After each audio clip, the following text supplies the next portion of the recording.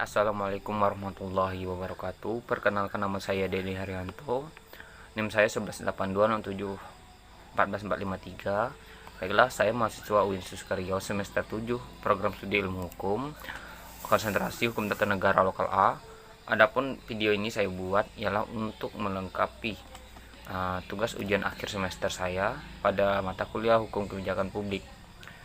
Baik, di sini saya ingin menanggapi atau menjawab tentang pertanyaan-pertanyaan yang telah Bapak berikan.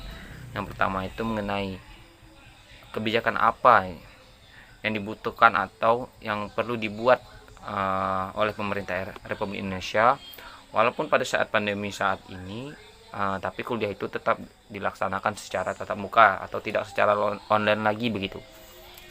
Yang kedua, pertanyaannya itu mengenai bagaimana seandainya kebijakan yang telah kita buat. Kebijakan saya di sini ialah kebijakan tentang perlindungan anak di desa begitu. Bagaimana jika terjadi hambatan politik, kelemahan institusi, dan perbedaan antara agenda dan tujuannya. Pertanyaan yang ketiga, berikan nilai positif dan nilai negatif dari kebijakan salah satu teman kalian. Adapun di sini saya mengambil kebijakan publik yang telah dibuat oleh teman saya, yaitu Ade Febrian Mahendra mengenai langsung saja kita masuk ke dalam pertanyaan yang pertama begitu.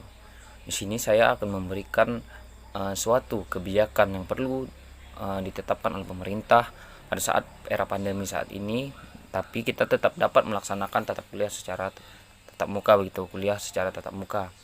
Adapun kebijakan yang saya sarankan itu bagaimana kebijakan pemerintah tentang kewajiban vaksin pada tahun 2022 bagi para mahasiswa atau mahasiswi sebagai syarat wajib kuliah tatap muka.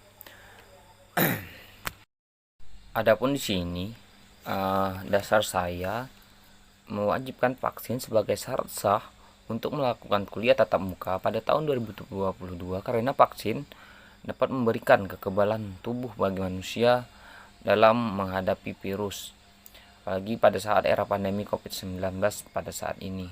Apabila sudah terlaksana vaksin, maka sistem kekebalan atau imun dalam tubuh manusia akan kuat, sehingga apabila terkena atau terjangkit oleh COVID-19 ini yang sebelumnya efeknya itu berat, insya Allah setelah melaksanakan vaksin menjadi ringan, dan yang mendapat kasus COVID-19 ini yang gejalanya ringan menjadi tidak berasa. Begitulah itu dasar saya mewajibkan vaksin ini sebagai syarat sah untuk kuliah tatap muka. Tentu dalam menegakkan atau mewujudkan kebijakan tersebut, di kampus-kampus diharapkan untuk menyediakan vaksinasi massal bagi para mahasiswanya dengan harapan mahasiswa itu tidak sulit lagi untuk mendapatkan layanan vaksin di luar begitu, sehingga pelaksanaan kuliah tatap muka pada 2022 dapat dilaksanakan sesuai dengan protokol kesehatan yang ada di Indonesia, mulai dari menggunakan masker, mencuci tangan, menggunakan hand sanitizer, menjaga jarak, dan lain sebagainya gitu. Sekian, terima kasih. Kita lanjut kepada materi yang kedua atau soal yang kedua begitu. Di sini saya akan sedikit mengulas kebijakan saya tentang kebijakan anak di desa. Bagaimana apabila terjadi yang namanya hambatan politik, yang kemudian kelemahan institusi, serta adanya perbedaan agenda dan tujuan. Di sini sih yang pertama sekali saya lakukan apabila terjadi hambatan politik tentu memberikan pemahaman kepada seluruh anggota atau kelompok masyarakat yang merasa kepentingan diganggu akibat kebijakan tersebut. Maka saya memberikan pemahaman sehingga orang yang sebelumnya menentang kebijakan tersebut ikut melaksanakan karena telah paham tujuan dan fungsi kebijakan tersebut. Kemudian terjadi kelemahan institusi dalam pelaksanaan kebijakan tersebut, tentu saya akan memperbaiki struktur tatanannya, terutama dari pemimpin atau ketua pelaksana dari kebijakan tersebut, menggantinya dengan staf ahli di bidangnya, sehingga orang tersebut sangat paham bagaimana seluk-beluk yang namanya perlindungan anak di desa, sehingga kebijakan tersebut institusinya kuat dan dapat berdiri tegak di tengah masyarakat yang begitu majemuk begitu. Kemudian bagaimana jika terjadi perbedaan agenda dan tujuan? Untuk meminimalisir terjadinya perbedaan antara agenda dan tujuan, jangan perlu evaluasi minimal 1 bulan 1 kali untuk memeriksa apakah tujuan agenda dari kebijakan tersebut berjalan sebagaimana mestinya, seperti yang telah dicita-citakan pada awal pembuatan kebijakan tersebut. Baiklah, di sini saya akan memberikan dampak positif dan dampak negatif dari kebijakan yang telah dibuat teman saya, itu ADP Brian Mahendra, mengenai kebijakan desa tentang manfaat sumber daya alam desa untuk pendapatan uang bagi desa begitu. Sini saya akan mereview isi kebijakannya. Pertama itu BUMDes, pendidikan sarana dan prasarana lewat bantuan peralatan dan bahan serta pengetahuan, keterampilan dan keahlian bagi nelayan, berupa pemberian perahu, alat menangkap ikan, dan edukasi terkait perlindungan lingkungan. Yang pertama. Kedua, mengenai BUMDes menampung dan memasarkan hasil tangkapan nelayan yang didapatkan oleh warga. Tentu hal tersebut akan memberikan kenyamanan bagi warga, sehingga tidak susah lagi dalam memasarkan hasil tangkapannya gitu.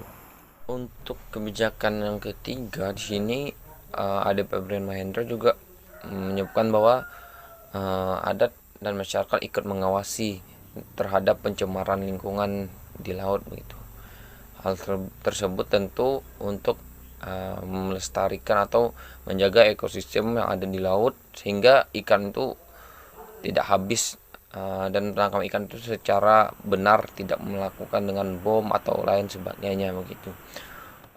Kemudian di situ juga disebutkan tujuan dari pembuatan kebijakan tersebut tentu untuk meningkatkan pendapatan desa,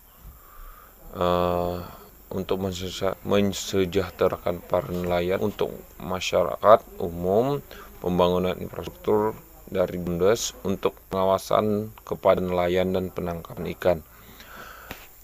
Itu jika dilihat dari kebijakan tersebut, dampak positif tentu banyak.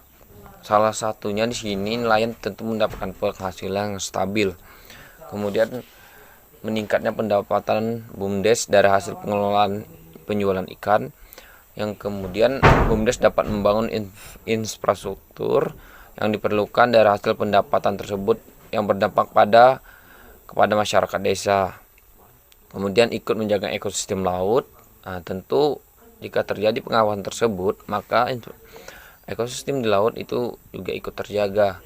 Kemudian dampak positif yang berikutnya, tentu penghasilan desa itu meningkat secara otomatis, karena sumber daya alam insan itu juga mendapatkan peningkatan karena masyarakat telah mendapatkan fasilitas dari desa, sehingga dalam menangkap dan melakukan budidaya ikan tersebut masyarakat lebih stabil begitu. Untuk dampak negatifnya tentu akan terjadi pembengkakan anggaran gitu.